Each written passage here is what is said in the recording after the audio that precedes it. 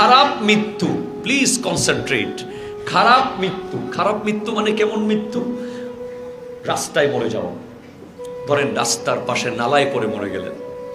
ধরেন মনে করেন যে এমন অ্যাক্সিডেন্ট হলো যে তার শরীরের কোনো অংশ খুঁজে পাওয়া গেল না। এমন অবস্থা হলো যে প্রস্রাব পায়খানা করতে করতে মরে গেল, বাথরুমের ভেতরে পড়ে মরে গেল। এমন অবস্থা হলো যে হাসপাতালে নেওয়ার সময় রাস্তার মাঝখানে মরে গেল। এইটা একটা খারাপ মৃত্যু। ভালো মৃত্যু কোনটা? সে নিজে সব গুছিয়ে, সব কিছু বুঝিয়ে, সমস্ত ঋণ শোধ করে, সমস্ত রকমের ওসিয়ত করে আল্লাহর কালিমা পড়তে পড়তে চলে গেছে। ভালো মৃত্যু কোনটা? যেটা বৃহস্পতিবার মাগরিবের পর থেকে শুক্রবার মাগরিব পর্যন্ত জুমার টাইমের ভিতরে মারা গেছে, তার কবরের আযাব বন্ধ। একটু জোরে বলবেন না সুবহানাল্লাহ। ভালো মৃত্যু কোনটা? সে মৃত্যুর কোলে ঢলে পড়েছে, তার সন্তানরা পাশে বসে বসে সূরা ইয়াসিন পড়তেছে। আল্লাহ আমার মরণ যেন জুমার নামাজে হয়ে যায়, মানে আমার ইন্তেকাল যেন জুমার নামাজে হয়ে যায়। আমি সব জায়গায় এই দোয়া করি, কারণ আমি দুনিয়ার সামান্য আগুনকে আমি এত কষ্ট পাই, আমি এত ভয় পাই, আমি কবরের আগুন কিভাবে সহ্য করব। সেজন্য আমি হাদিসে পেয়েছি যার মৃত্যু জুমার দিন হবে, জুমার নামাজে হয়ে যাবে, তার কবরে আর আযাব হবে না।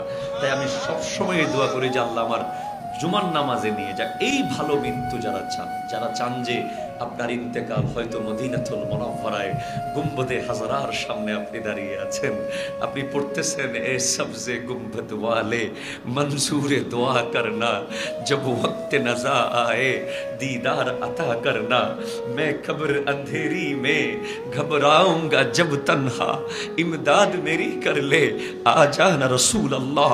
এটা পড়তে পড়তে আপনি ইন্তেকাল হয়ে গেছে, আপনার রূহ কবজ হয়ে গেছে, আপনাকে আমার দয়াল নবী, আপনি নবীর রওজার সামনে ইন্তেকাল করছেন, মানে আপনি জান্নাতের ভিতরে ইন্তেকাল করতে লাগলেন।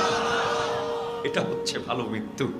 আপনি মক্কাতুল মুকাররমায় তাওয়াফ করতে করতে আমরা কত ভাগ্যবানকে দেখি, যখন আমরা যাই প্রতিদিন 3টা 4টা 5টা জানাজার নামাজে আমরা অংশগ্রহণ করি।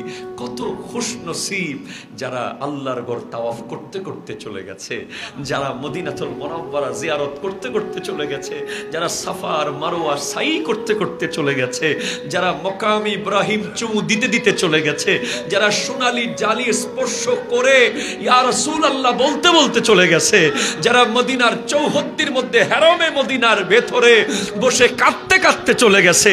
এমন ভালো মৃত্যু যদি আপনি চান, আপনার টাকাকে আপনি আল্লাহর রাস্তায় দেন, আল্লাহর রাস্তায় দেন, আল্লাহর রাস্তায় দেন, আল্লাহর রাস্তায় দেন। আপনি আল্লাহর রাস্তায় দান করবেন।